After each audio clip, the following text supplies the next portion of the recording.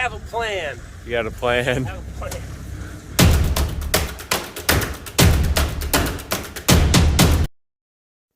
Several of the previous videos, we showed the day of buying 28 cars at 3 auctions in Texas and Kansas. The bulk of those came from a location just outside of Marysville, Kansas. We bought the largest number of cars at that location, and being 3 hours from home, we were hauling them away 2 at a time. We were able to get help from the scrap guys because they had their equipment there. We took parts off of some of the rusted hulks and traded them back to the scrap guy for parts that we wanted off of some of the vehicles he had bought on the sale. The place was starting to empty out, but we still had 4 1940s Chevrolets and 2 1950s Pontiacs left to go, plus a 1954 Ford pickup cab and front clip. 1 or 2 times a week, we'd go up, make a load, and, since we were in the area, check out a few local salvages. Check this thing out, 1971 Cutlass. Pretty rare color. This is factory original lime green paint. Now it has oxidized and dulled down a bit, but when you see this old lacquer polished out really nice, it just has such a deep luster to it, like the old Spectre Flame paint that they put on the Hot Wheels. I think I gotta save this car. So I did talk to the yard owner a little bit, and he had actually gone and looked at the cars down at the auction site, and he had gotten sick on sale day and wasn't able to go down and bid. So we made a deal to trade 6 of these cars off to him, and that way he was able to have them to part out, and we were able to skip the last 3 trips and save a bunch of time that way. Saved a little bit on paying the loader guy, so it worked out and everybody was happy. Then, consequently, we were able to take the money that we had spent into these cars, trade that into equity on the Cutlass, and I got the price of it down a little bit. So, all that was left to do was load it and take it home.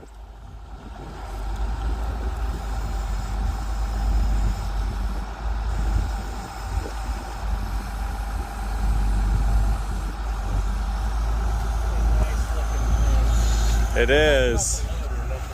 Oh, excuse you. The color's what sold it for me.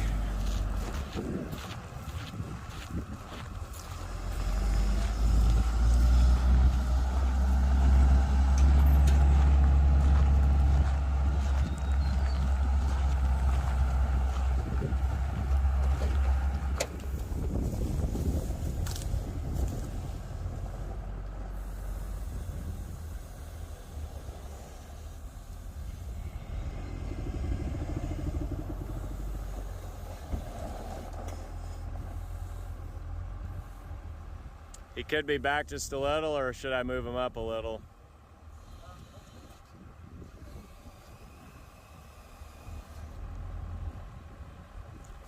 Look at this, original spiral shocks.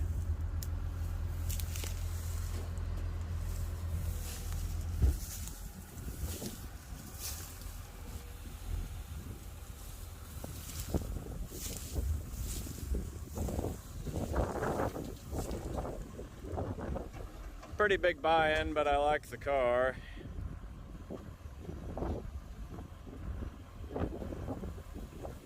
One last quest will be for single missing piece of door trim, and sure enough, we have found it. So I'll pull that off, and that'll make that old car pretty complete. We do have one more empty spot on the trailer, so after this we're gonna head to the next yard up the road a few miles and see if we can find something else to fill it with. And I think this is it. Pretty well preserved 1965 Chevy C10. By no means perfect, but I think it'll save. This thing just got brought in and dropped off, and so it remains unpillaged, pretty intact, pretty complete, just the way we like to find them.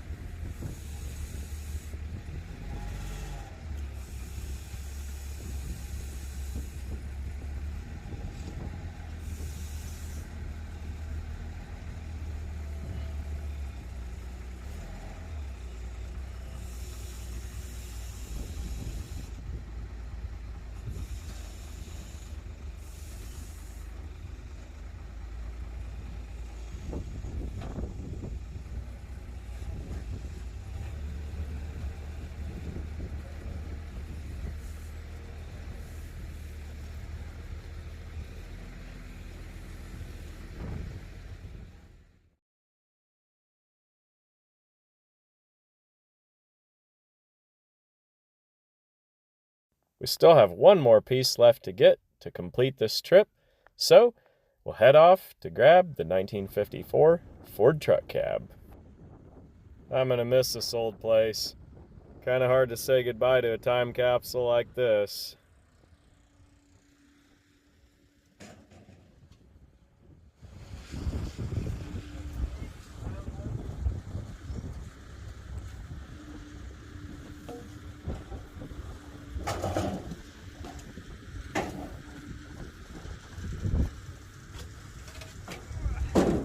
I have a plan. You got a plan? I have a plan.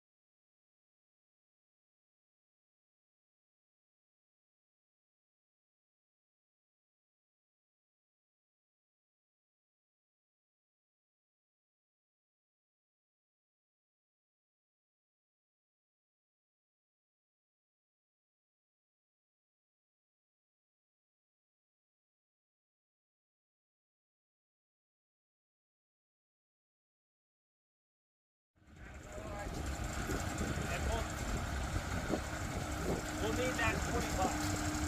Okay?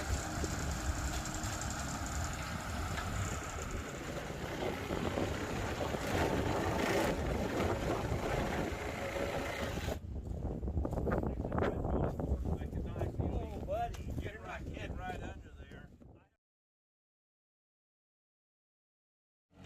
First stop is Joe's place to unload the truck cab. Then I'll take the rig to my place to unload the truck and the Cutlass.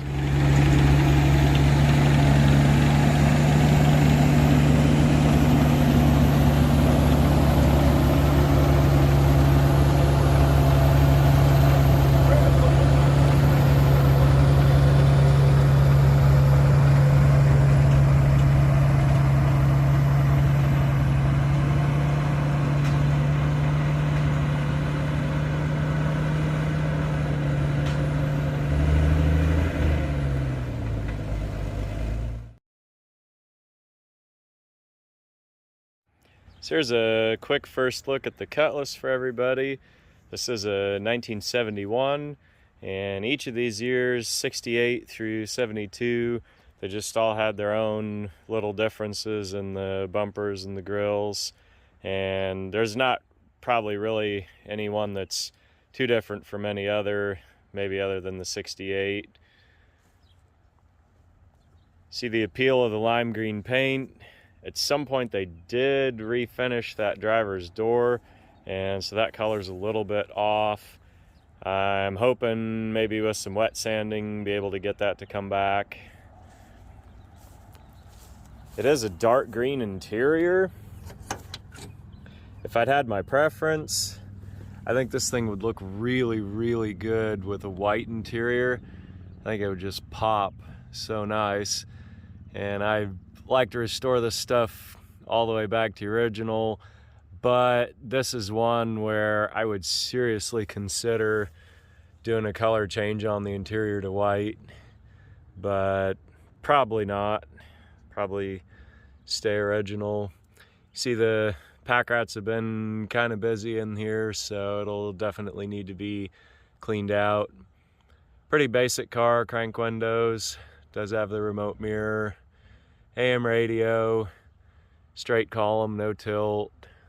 It is an AC car, and you can see pretty typical condition of the type of stuff that we get a hold of.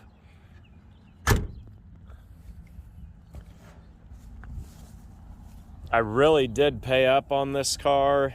The guy's yard there where I got it from, he does part these out, and he adds up in his head what they're worth, and if somebody's willing to pay around that number and make it come out, then any of these can be ransomed out of being parted into oblivion.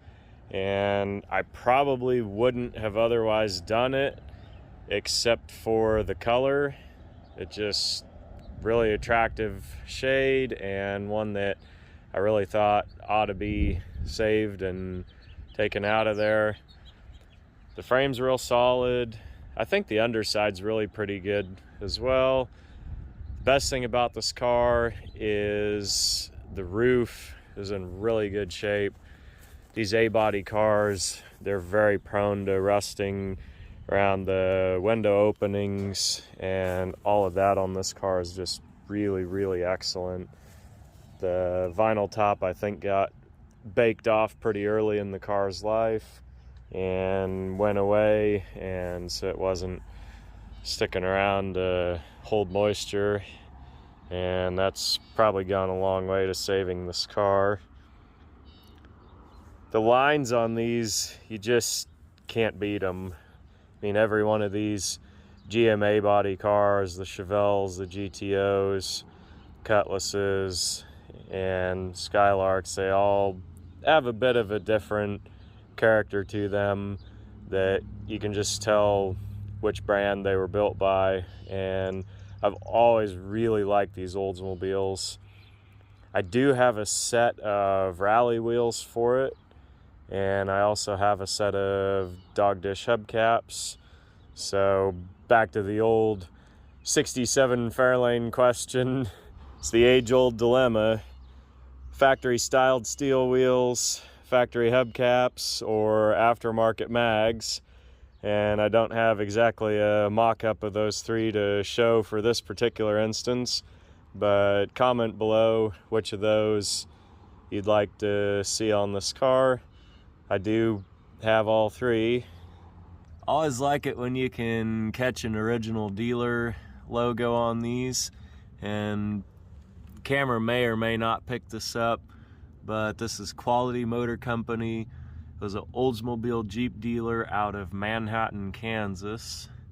So that's something preserved on here that does show the history of this car.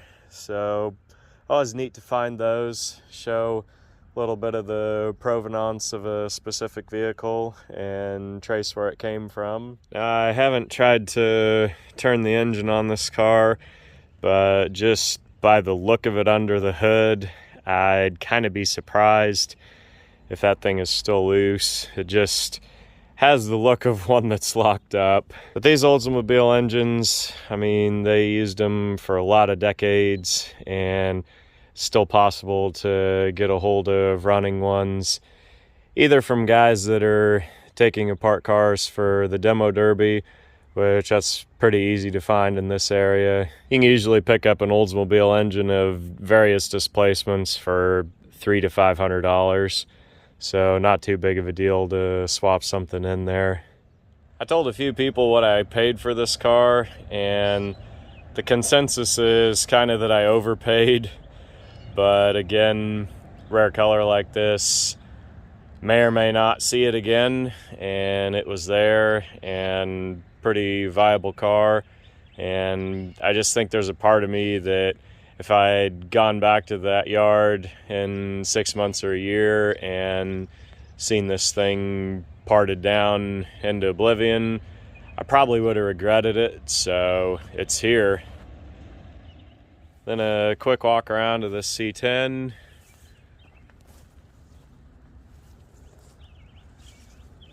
See, it's pretty original, but it does have its rough spots.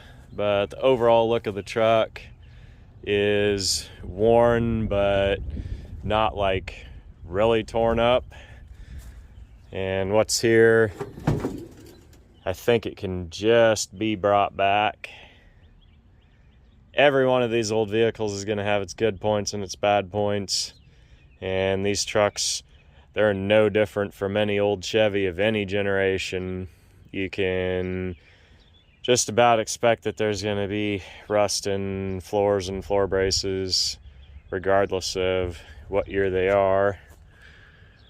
Unfortunately, they're above the windshield. That's a pretty common issue on these. You get the mice, and what actually happens on these is the bottom of these A-pillars is open, and so the mice will just crawl up there and nest, and that's pretty corrosive on that metal, and it doesn't take long.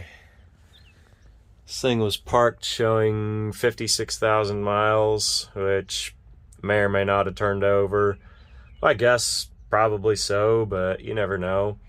This one does have the deluxe 4-gauge panel, which is the desirable cluster to get in one of these. There were also trucks that were sold that just had the dummy lights in them. And this one does have the original radio intact with an uncut bezel. That's always a good way to find them.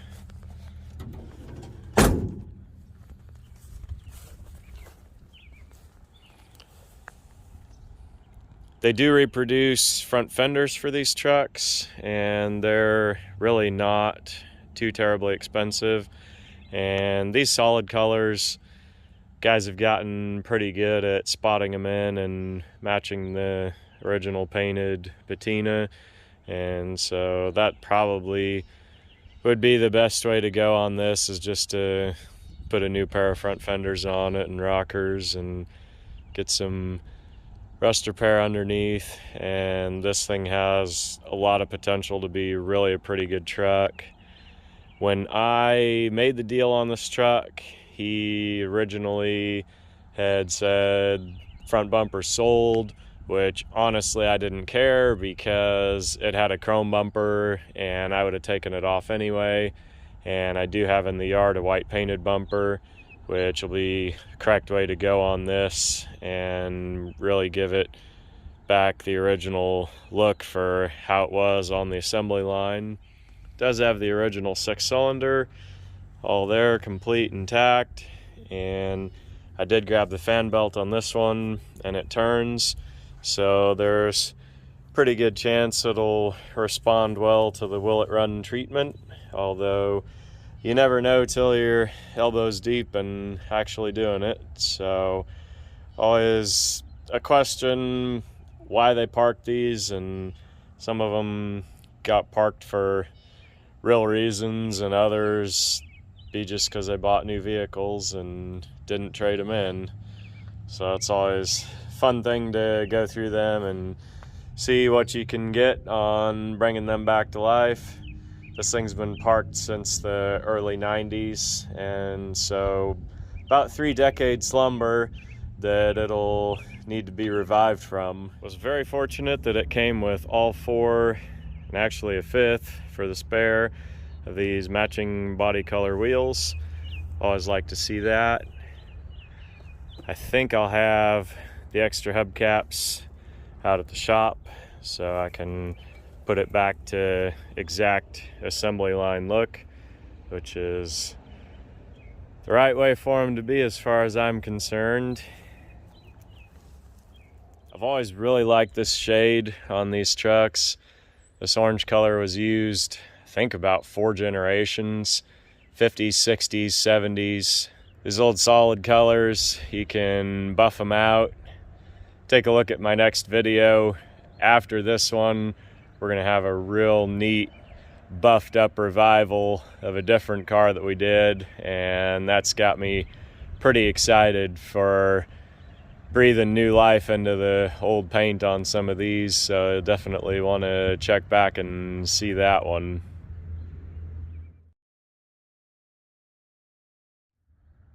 Hey everybody, wanted to thank you all for coming back to watch another episode of Mr. Goodpliers. Channel's really been growing lately, and I do want to thank all of our new subscribers. Thanks for finding the channel, thanks for your interest, your support in bringing these old vehicles back. I want to say that I do read every comment, and I thank you for your input and for your thoughts on these old vehicles that we find. YouTube is a little bit of a different platform than Facebook or Instagram or your others. It is primarily and pretty much exclusively a video sharing platform, and there's not really much place for messages like Facebook Messenger or others.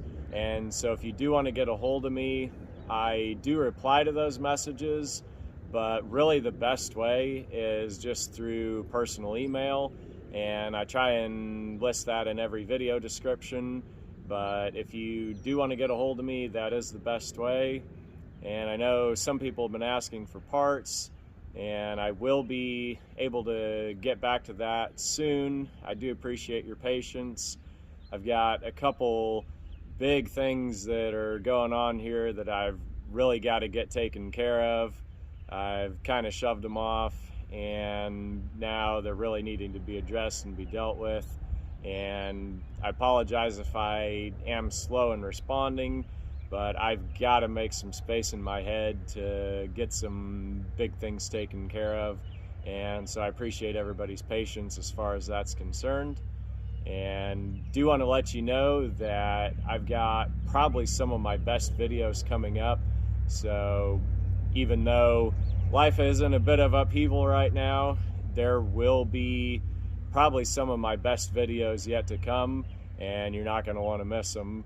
So appreciate everybody's support and coming back and hanging around the channel. We'll see you on the next video.